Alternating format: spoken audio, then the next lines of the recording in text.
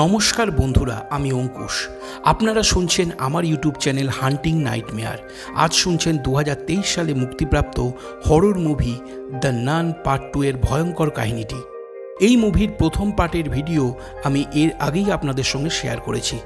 যদি আপনারা এখনও দ্য নান পার্ট 1 এর ভিডিওটা না দেখে থাকেন, তাহলে এটাই বলবো, এই ভিডিও দেখার পূর্বে দ্য নান পার্ট 1 এর ভিডিওটি আই বাটনে দেওয়া লিঙ্কে ক্লিক করে দেখে নিন।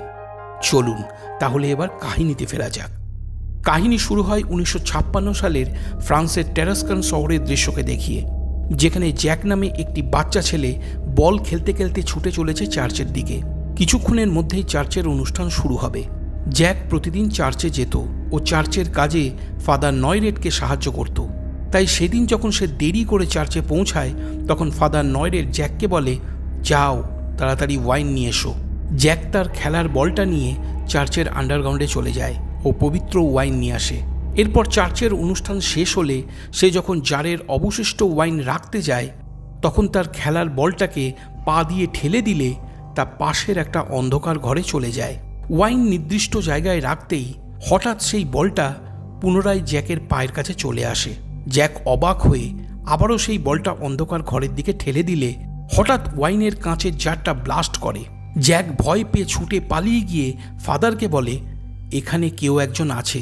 ফাদার জ্যাকের সঙ্গে বিষয়টা চেক করতে গেলে শুনতে পায় কেউ যেন চার্চের মধ্যে দীর্ঘ নিঃশ্বাস ফেলছে। হঠাৎ চোখের সামনে থেকে হোলি ওয়াটার তীব্র গতিতে ফুটে বাষ্প হয়ে বাতাসে মিশে যেতে থাকে। আর তখনই দেখা যায় ঘন অন্ধকারের মধ্যে দাঁড়িয়ে আছে সেই অভিশপ্ত ভ্যালাক নান। হঠাৎ নানের চোখ খুলে যায়, মোমবাতির আলো নিভে যায়। মুহূর্তের মধ্যে ফাদার নয়রেট শূন্যে ভেসে ওঠেন ও তার শরীরে আগুন লেগে যায়। জ্যাকের চোখের সামনে ফাদার জ্যান্ত পুড়ে মারা যান। ঠিক সেই সময় চার্চের বাইরে কোনো অজ্ঞাত মানুষকে সুটকেস হাতে হেঁটে চলে যেতে দেখা যায়, যার পিছনে ছিল অভিশপ্ত নানের ছায়া। এর পরের দৃশ্যে আমরা সিস্টার আইরিনকে দেখি, যে ঈশ্বরের কাজে নিজের সারা জীবনকে উৎসর্গ করেছে। বর্তমানে সে একটা চার্চে থাকে, কিন্তু চার্চের কেউ জানে না যে সে নান পার্ট 1-এ অভিশপ্ত ভ্যালাক নানের সঙ্গে লড়েছিল। চার্চে তার প্রিয় সঙ্গীর নাম ছিল ডেবরা। সিস্টার আইরিন ডেবরার সঙ্গে নিজের জীবন নিয়ে আলোচনা করার সময় আমরা জানতে পারি ডেবরা মিসিসিপি থেকে মিশনারিতে এসেছিল। ডেবরার বয়স যখন 4 বছর, তখন অন্যায়ভাবে তাদের বাড়ি পুড়িয়ে দেওয়া হয়। পরবর্তী সময় ডেবরার ভাইরা আর্মিতে যোগদান করলে তার বাবা মনে করেন, আমার ছেলেরা যখন দেশের সেবা করছে, তখন মেয়েটি না হয় ঈশ্বরের সেবা করুক। তাই তাকে মিশনারিতে পাঠিয়ে দেওয়া হয়। ডেবরা কোনোভাবেই এই সিদ্ধান্তকে মেনে নিতে পারছিল না। তাই সে বলেছিল, আমি স্বপ্নেও কখনো ভাবিনি যে আমার এই করুণ পরিণতি হবে।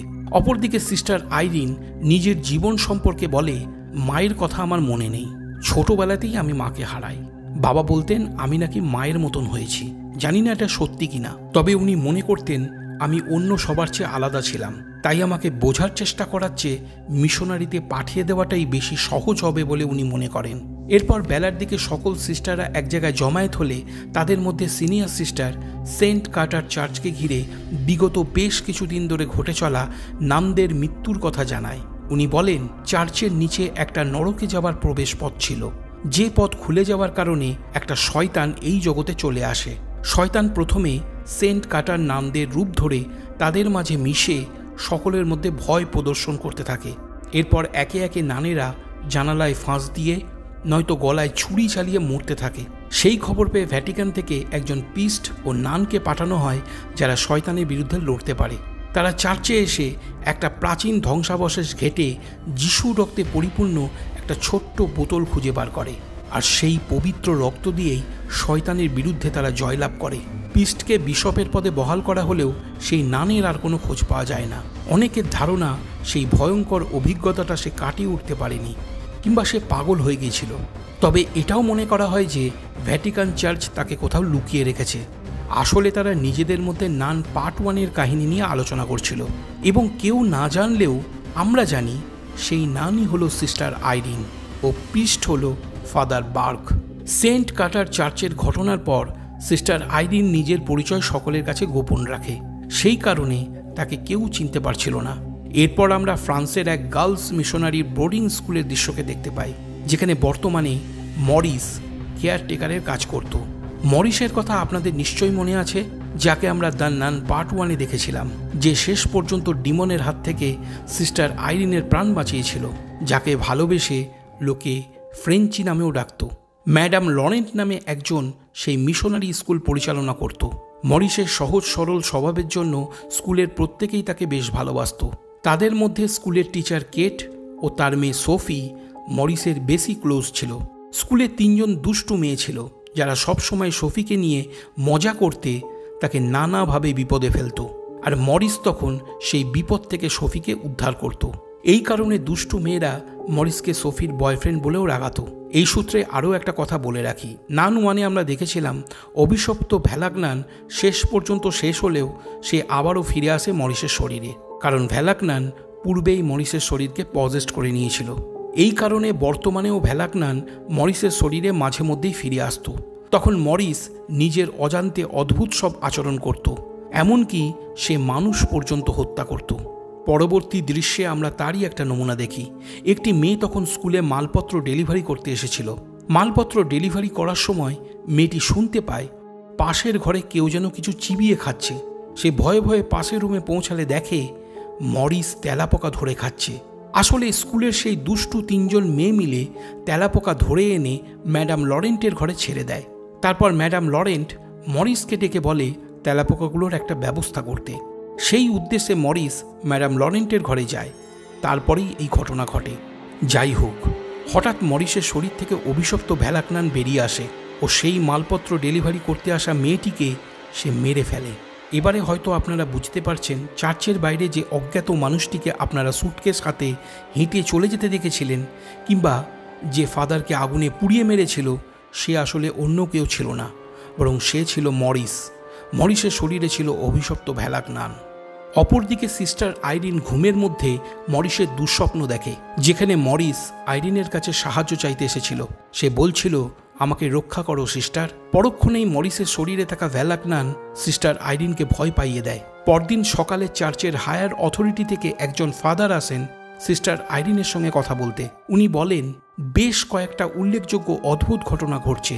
যেমন জেলেস্তে হাঙ্গেরির একটা ছোট্ট গ্রামে একজন 90 বছর বয়সী নান চার্চের দরজার সিঁড়ির উপর দাঁড়িয়ে নিজেকে গুলি করেছে। গ্রাজ অস্ট্রিয়াতে একজন প্রিস্ট ক্রিসমাস উৎসবের সময় জপমালার সাহায্যে নিজের গলা কেটে ফেলে। ইডলো ইটালিতে একজন মেয়ে নান হওয়ার জন্য এসেছিল, সে গলায় ফাঁস দিয়ে আত্মহত্যা করে। গত 1 মাস আগে ফ্রান্সের ট্যারেস্কানে আরও একজন প্রিস্ট চার্চের ভিতর আগুনে পুড়ে মারা যায়। এই সব ঘটনাগুলো একটা প্যাটার্ন অনুযায়ী ঘটছে, যা রোমানিয়া থেকে শুরু হয়ে পশ্চিম বরাবর ইউরোপের দিকে অগ্রসর হচ্ছে।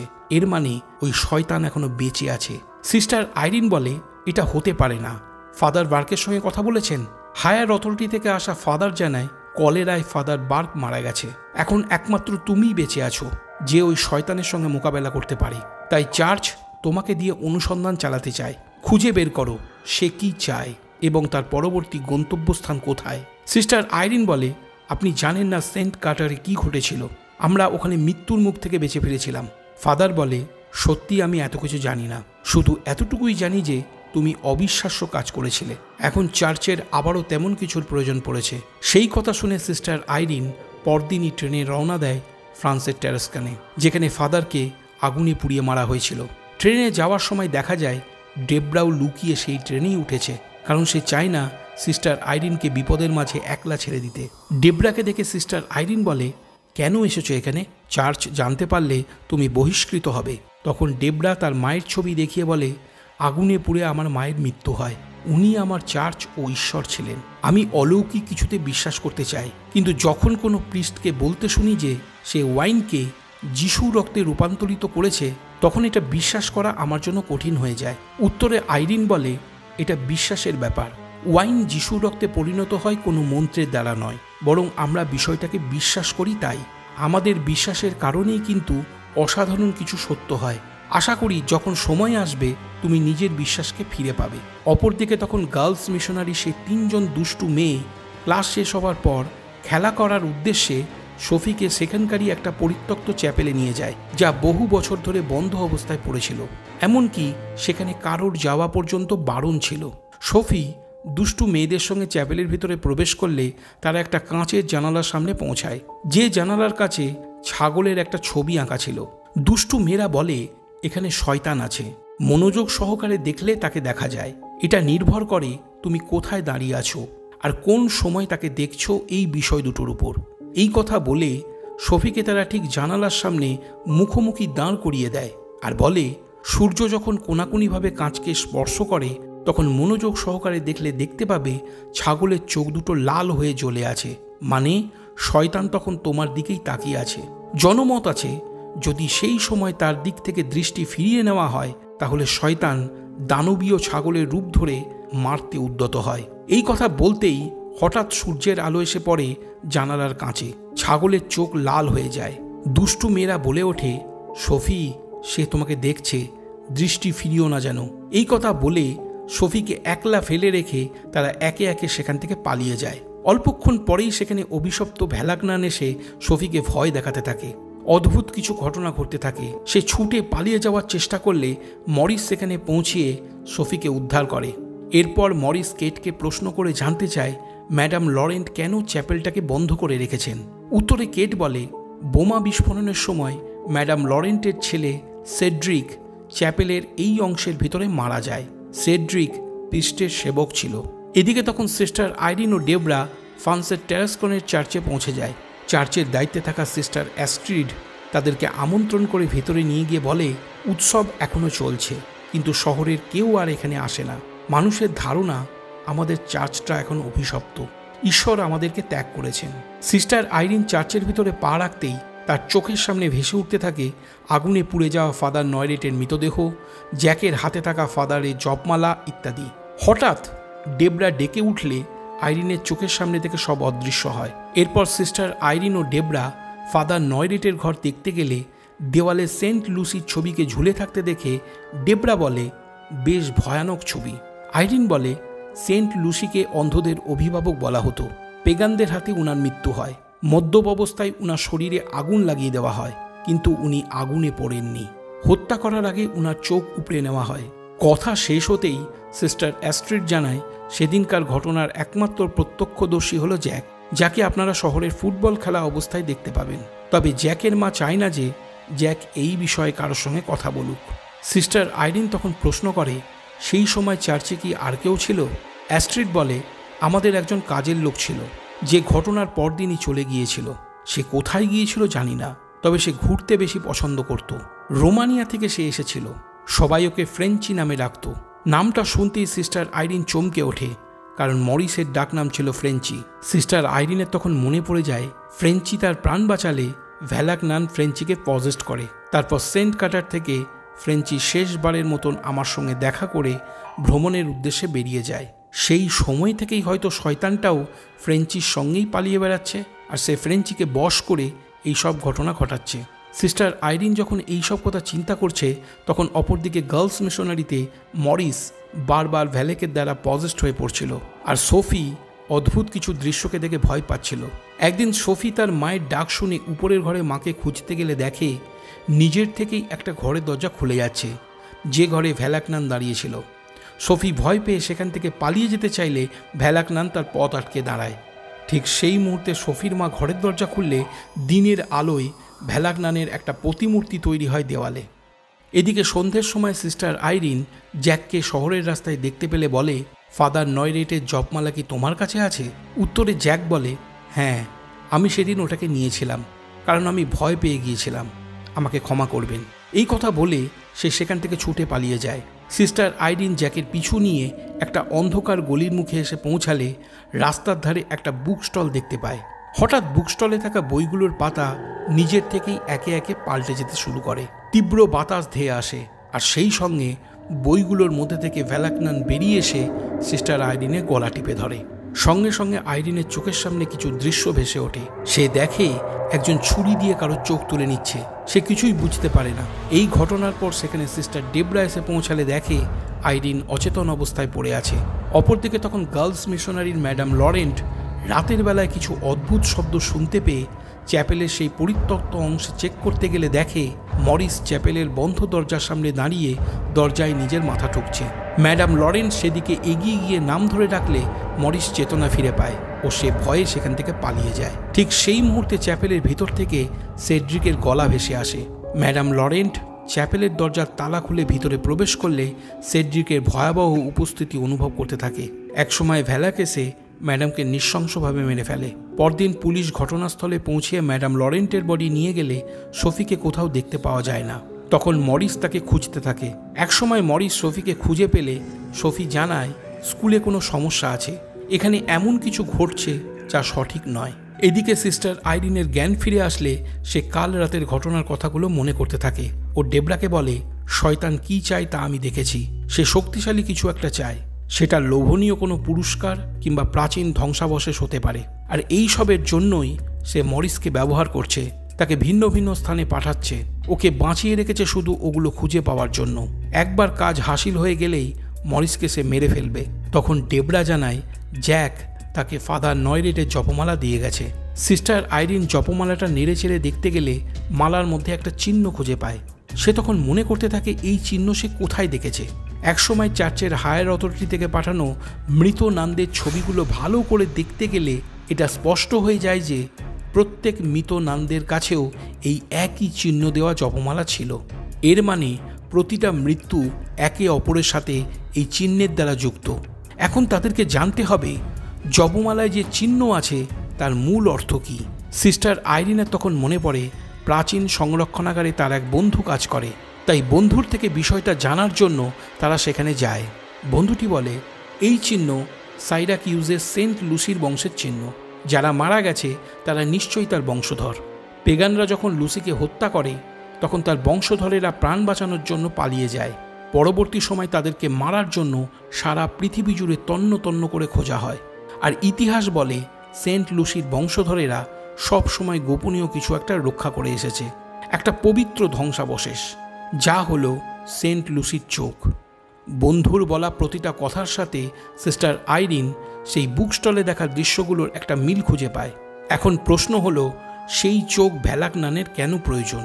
এই প্রসঙ্গে বন্ধুটি বলে এমনটা হতে পারে যে ভ্যালাক নামক শয়তানটা কোনো এক সময় ফেরেস্তা ছিল, যাকে ঈশ্বর প্রত্যাখ্যান করেছেন, আর তার পবিত্র ক্ষমতাকে ঈশ্বর হরণ করে তার শিষ্যদেরকে দান করেছেন।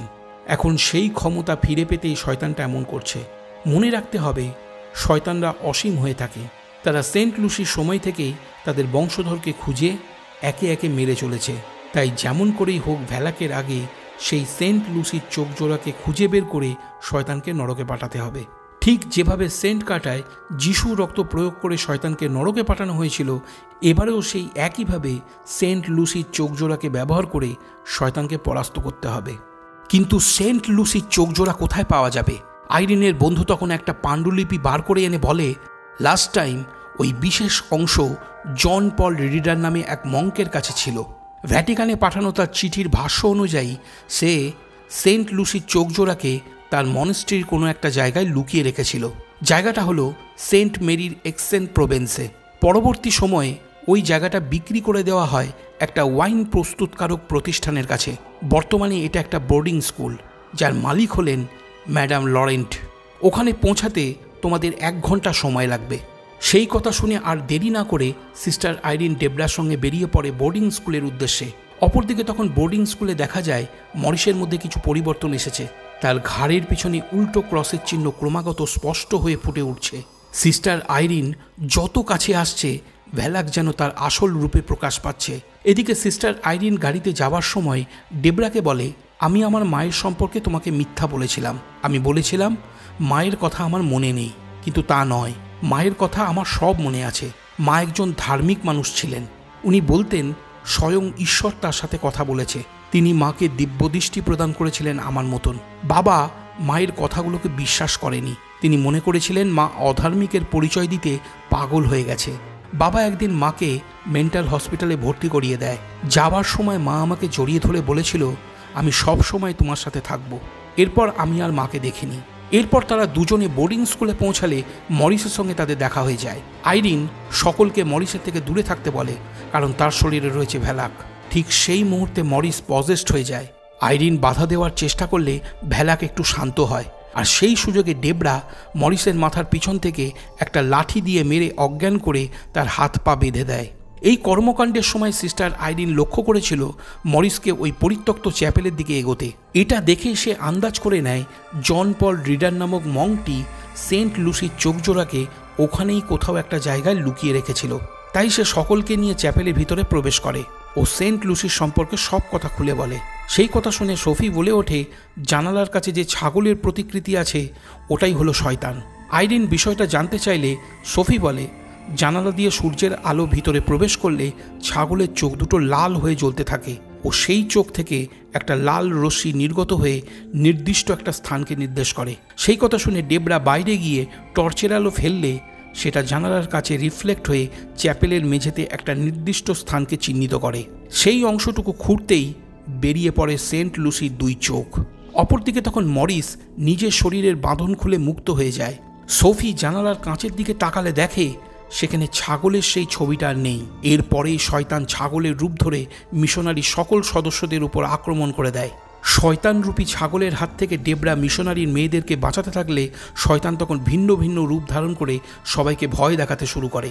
এদিকে মরিস সিস্টার আইরিনের হাতে সেন্ট লুসির পবিত্র চোখজোড়াকে দেখতে পেয়ে আক্রমণ করে দেয়। মরিস যখন আইরিনের গলা চেপে ধরে শূন্যে ভাসিয়ে দেয় তখন সোফি সেন্ট লুসির চোখ নিয়ে ছুটে পালিয়ে যায় বেল টাওয়ারের দিকে। মরিস তার পিছু নিয়ে সেখানে পৌঁছালে হঠাৎ সোফির হাতে ধরে থাকা লুসির চোখের পাওয়ার অ্যাক্টিভ হতে শুরু করে। সঙ্গে সঙ্গে ভ্যালাক সহ বেল টাওয়ার ভেঙে পড়ে। সোফি ভাঙা কাঠের একটা তক্তার উপর কোনো রকমে ঝুলে থাকে। অল্পক্ষণ পর সেখানেও মরিস এসে আবারও সোফিকে আক্রমণ করে, কিন্তু এবারে সোফি বেঁচে যায় ও সেন্ট লুসির চোখজোড়া সিস্টার আইরিনের হাতে তুলে দেয়। সেই মুহূর্তে মরিস রূপী ভ্যালাক ছুটে এসে আইরিনকে আক্রমণ করতে গেলে আইরিন পবিত্র চোখজোড়াকে ভ্যালাকের সামনে তুলে ধরে। তখন মরিসের শরীরে থাকা ভ্যালাক ছলনার বশে মরিসকে বাঁচানোর জন্য অনুরোধ করতে থাকে, কিন্তু আইরিন থামে না। অবশেষে মরিসের চোখ, কান, নাক, মুখ দিয়ে রক্ত বের হতে থাকে। সে মেঝেতে লুটিয়ে পড়ে। দেখে মনে হয় সে মারা গেছে, কিন্তু তা নয়, এটা ছিল ভ্যালাকের একটা ছলনা। সুযোগ বুঝে মরিস রূপী ভ্যালাক পবিত্র চোখজোড়াকে চেপে ধরতেই সেটা পুড়ে ধ্বংস হয়ে গেলে তার সমস্ত ক্ষমতা তার মধ্যে চলে আসে। মানে ভ্যালাক সেন্ট লুসির পবিত্র চোখের সমস্ত ক্ষমতাকে অর্জন করে নেয়। সঙ্গে সঙ্গে ভ্যালাক তার আসল রূপ ধারণ করে। সে তখন এতটাই শক্তিশালী হয়ে উঠেছিল যে প্রত্যেকের মনের মধ্যে লুকিয়ে থাকা ভয়কে মাধ্যম বানিয়ে আলাদা আলাদাভাবে আক্রমণ করছিল। অপরদিকে শয়তানরূপী সেই ছাগলটি তখনও পর্যন্ত মিশনারি সকল মেয়েদের উপর তার ভয়াবহতা একইভাবে বজায় রেখে চলেছিল। এরই মাঝে ভ্যালাক ফাদার নয়রেটের মতন সিস্টার আইরিনকে শূন্যে ভাসিয়ে তার শরীরে আগুন ধরিয়ে দেয়। ডেবরার গলায় লোহার শিকল পেঁচিয়ে যায়। একদিকে সিস্টার আইরিনের মর্মান্তিক চিৎকার আর অপরদিকে ভ্যালাকের বর্বরচিত হাসি পরিস্থিতিকে বেশ ভয়াল করে তোলে। সেই সময় সিস্টার আইরিন তার মার বলে দেওয়া কথাগুলোকে মনে করতে থাকে। আমি সব সময় তোমার সাথে থাকব। চোখের সামনে ভেসে উঠতে থাকে সেন্ট লুসির আবহ মূর্তি। আইরিন শুনতে পায় তার মা ডেকে তাকে বলছে, আমার দিকে তাকাও। সঙ্গে সঙ্গে আইরিনের চোখ খুলে যায়। হঠাৎ আগুন নিভে যায়। ডেবরার গলা থেকে লোহার শিকল খসে পড়ে। আসলে এখানে আইরিন যে তার মায়ের প্রতি বিশ্বাস রেখেছিল সেই কারণেই আগুন নিভে গিয়েছিল। আগুন নিভে যেতেই ভ্যালাক নিজের শক্তি প্রয়োগ করে পড়ে থাকা কাঠের ধারালো টুকরোগুলো দিয়ে আইরিন ও ডেবরাকে মারার চেষ্টা করে, কিন্তু ফলস্বরূপ চারিপাশে রাখা কাঠের পাত্র থেকে ওয়াইন ছড়িয়ে পড়ে। তখন আইরিন ও ডেবরা বুঝতে পারে এই সবই হলো বিশ্বাস আর অবিশ্বাসের খেলা। সৃষ্টিকর্তার উপর বিশ্বাস রাখলে যেমন করে ওয়াইন যিশুর রক্তে পরিণত হয়, ঠিক তেমন তারা দুজনে মিলে সিদ্ধান্ত নেয় এই বিশ্বাসকেই তারা কাজে লাগাবে। তাই তারা একে অপরের হাতে হাত রেখে বিশ্বাসের সাথে ঈশ্বরের উদ্দেশ্যে প্রার্থনা করতে শুরু করে দেয়। প্রার্থনা শেষ হলে যখনই তারা আমিন বলে, সঙ্গে সঙ্গে সকল ওয়াইনের জার ভেঙে ওয়াইন তীব্র গতিতে ছিটকে যায় ভ্যালাকের শরীরে। মুহূর্তের মধ্যে ভ্যালাকের শরীরে আগুন ধরে যায়। ওয়াইন তখন যিশুর রক্তের মতন কাজ করছিল। ভ্যালাক শেষ হওয়ার সাথেই সব কিছু শান্ত হয়ে যায়। মরিস এখন সুস্থ। আগের বারে মরিস যেমন আইরিনকে বাঁচিয়েছিল, আজ সে মরিসের প্রাণ বাঁচিয়ে সেই প্রতিদান ফিরিয়ে দিল। মরিসকে ফিরে পেয়ে সোফি তাকে জড়িয়ে ধরে, কিন্তু সিস্টার আইরিনের মনে তখনও একটা প্রশ্ন উঁকি দেয়, সত্যিই কি ভ্যালাক শেষ? এরপর আমরা মুভির শেষ দৃশ্যে দেখি মিস্টার ওয়ারেনের কাছে ফাদার গর্ডনের ফোন কল এসেছে, আর মিস্টার ওয়ারেন বলছে, আমি আপনাকে কিভাবে সাহায্য করতে পারি। এখানেই কাহিনী শেষ হয়ে যায়। তাহলে তোমাদের কেমন লাগলো এই মুভির কাহিনীটা তোমরা আমাকে কমেন্ট করে জানিও। যদি তোমাদের আরও কোনো প্রশ্ন থাকে আমাকে জানাতে পারো। ভিডিওটা যদি পছন্দ হয়ে থাকে তাহলে লাইক ও কমেন্ট করে দিও। যদি আমার চ্যানেলে নতুন হয়ে থাকো তাহলে অবশ্যই চ্যানেলটা সাবস্ক্রাইব করে নিও। তাহলে আবার দেখা হচ্ছে আগামী ভিডিওতে। ততক্ষণের জন্য